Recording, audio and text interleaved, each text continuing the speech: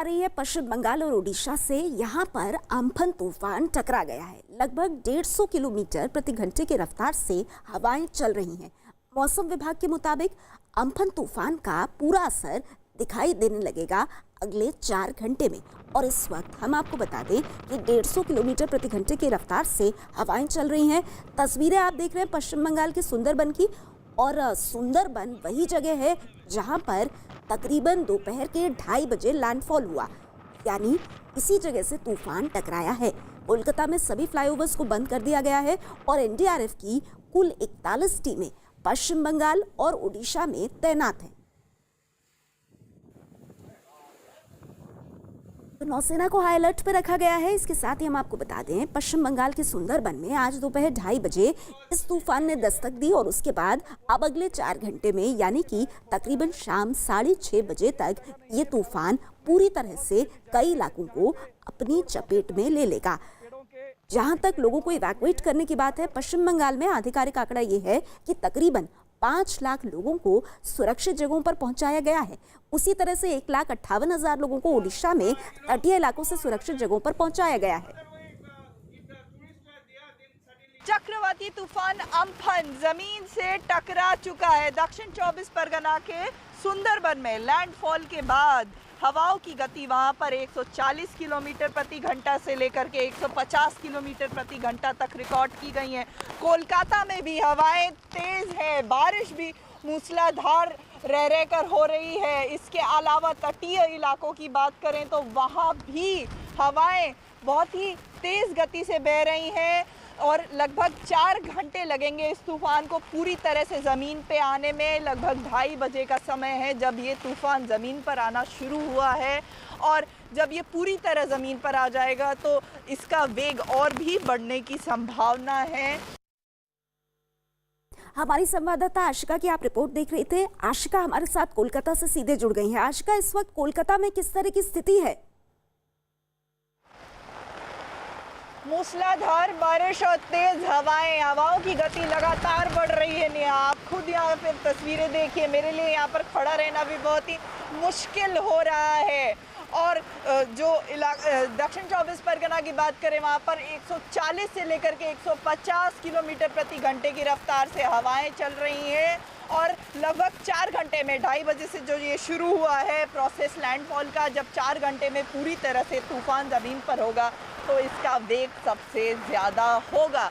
ये तूफान रात तक कोलकाता को छूता हुआ गुजरेगा, जब यहाँ पर कोलकाता में भी हवाएं 120 से लेकर के 130 किलोमीटर प्रति घंटे की रफ्तार तक भी चलेंगी। नेहा जी, आशिका मैं समझ सकती हूँ आपके लिए काफ़ी मुश्किल होगा। आप खुद वो बारिश के बीच में हैं, अपना ध्यान रखिए और ये भी बताइए कि लोगों को किस तरह की एडवाइजरी जारी की गई है। मैं सबसे पहले तो आपको नेहा यहाँ की तस्वीरें दिखाऊं, किस तरह से जो बारिश हो रही है। ये गंगा नदी, हुगली नदी की तस्वीरें आप देख रही हैं, जहाँ पर जो दूसरा किनारा है नदी का वो किसी भी हाल में नज़र नहीं आ रहा है। बारिश इतनी तेज़ है। एडवाइजरी की बात करें तो कोलकाता पुलिस की तरफ से एक तरफ जो फ्लाईओवर्स हैं उनको बंद करने के निर्देश दिए गए हैं। साथ ही जो कोलकाता के ऑफिसेज हैं, एस्टेब्लिशमेंट्स हैं, आज सभी को बंद रखा गया है। लोगों को घरों से बाहर निकलने से रोका गया है। साथ ही जिलों की बात करें तो वहाँ पर तो जो तटीय इलाके हैं वहाँ से लोगों को हटा दिया गया है रेस्क्यू करके और उनको सुरक्षित जगहों पर ले जाया गया है। बिल्कुल बिल्कुल आशिका, ध्यान रखिए आप अपना। तो देखिए कोलकाता में जो हालात हैं वो मौसम के काफ़ी बिगड़ते हुए हम आपको सीधे अब ओडिशा लेकर चलना चाहेंगे। हमारे संवाददाता नावेश मोहंती वहाँ से हमारे साथ हैं। नावेश, ओडिशा में किस तरह की स्थिति है? आप इस वक्त कहाँ हैं? देखिए, अभी नेहा हम पारादीप में हैं और उड़ीसा की बात करने से पहले अभी हम पारादीप की बात की जाए तो पारादीप ये उड़ीसा का पहला शहर है जो कि इस चक्रवाती तूफान का पहला शिकार हुआ था। मगर जैसी आशंका पहले आईएमडी की तरफ से जताई जा रही थी उस तरह का कोई तबाही यहाँ नहीं मची है। ना कि पारादीप में आगे की भी कोई भी जिले में जो भारी मात्रा में तबाही की आशंका थी वो सब अभी सामने नहीं आया है। अभी जो फिलहाल सूचना आई है ये तो लैंडफॉल कर चुका है ये चक्रवाती तूफान मगर इसके जो आफ्टर इफेक्ट हैं वो अभी देखने के लिए इंतजार सबका है, क्योंकि ये भी बताया जा रहा है कि अभी बारिश वहां भी बढ़ने की आशंका है। और वो जिले हैं बालासोर जिला और उसके साथ को सटा हुआ एक जिला है भद्रक, वहां पे भी बारिश अभी शुरू हो गई है।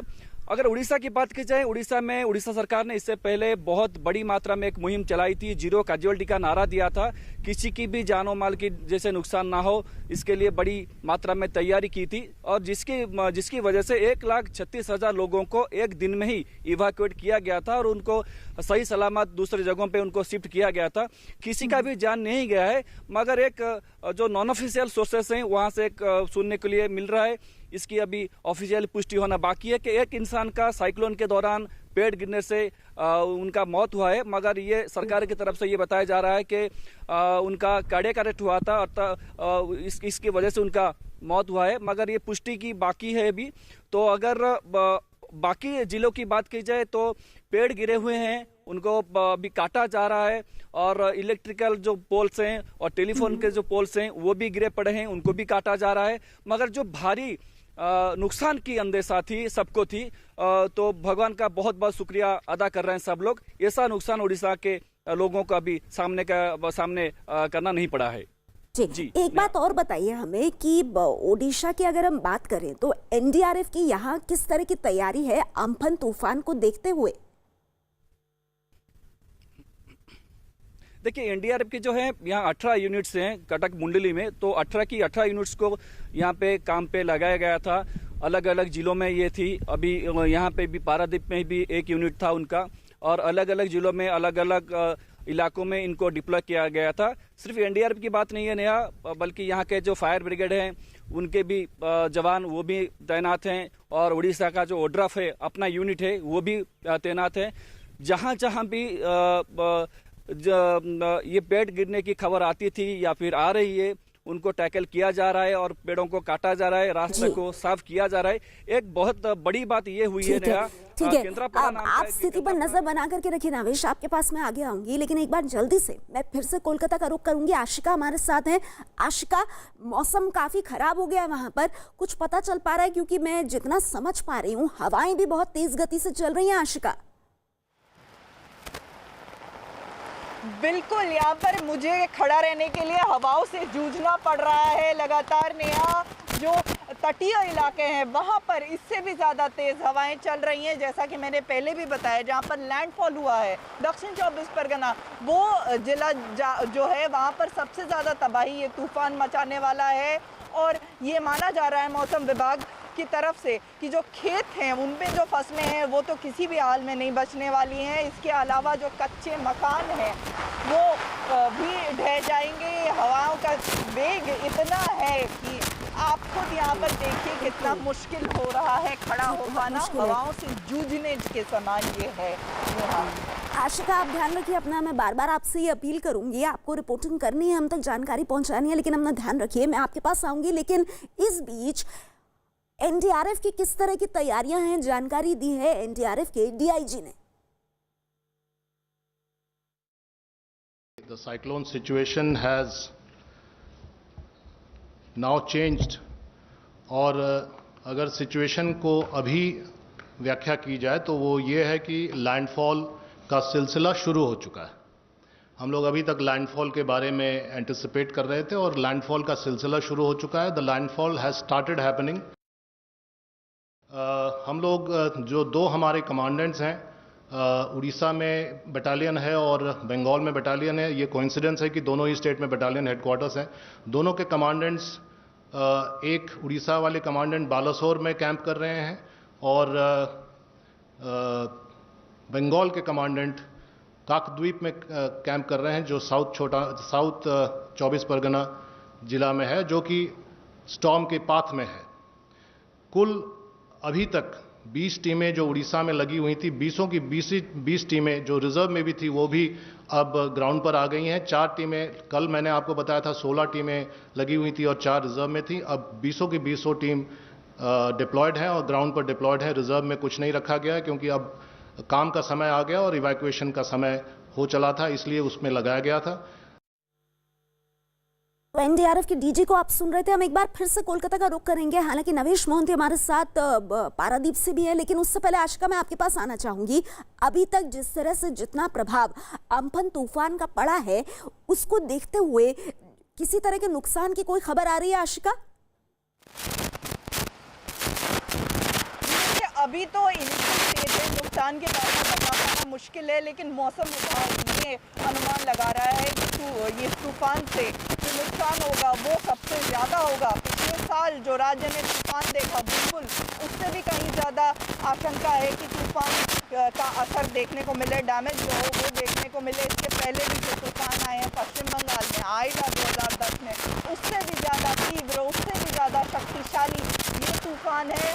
लगभग उड़ीसा में जो पिछले साल फोनी आया था, ये उतनी ही जी बिल्कुल। अब क्योंकि वहाँ पे मौसम खराब है, इस वजह से ऑडियो में भी दिक्कत आ रही है, लेकिन हम आपको बता दें तूफान अम्फन पश्चिम बंगाल के सुंदरबन से टकरा गया है 2:30 बजे, और जमीन पर पानी की बौछारें आनी भी शुरू हो गई। इस बीच अब हम आपको 6 तस्वीरें दिखा रहे हैं, जिसमें सबसे पहले तस्वीर सुंदरबन की है। यहाँ से तूफान सबसे पहले टकराया है। दूसरी तस्वीर पश्चिम बंगाल के ही दीघा की है, यहाँ पर तेज हवा के साथ बारिश हो रही है। तीसरी तस्वीर जो आप देख रहे हैं ये उत्तर 24 परगना की है। तेज हवा का असर पेड़ों पर साफ दिख रहा है, तेज बारिश भी हो रही है।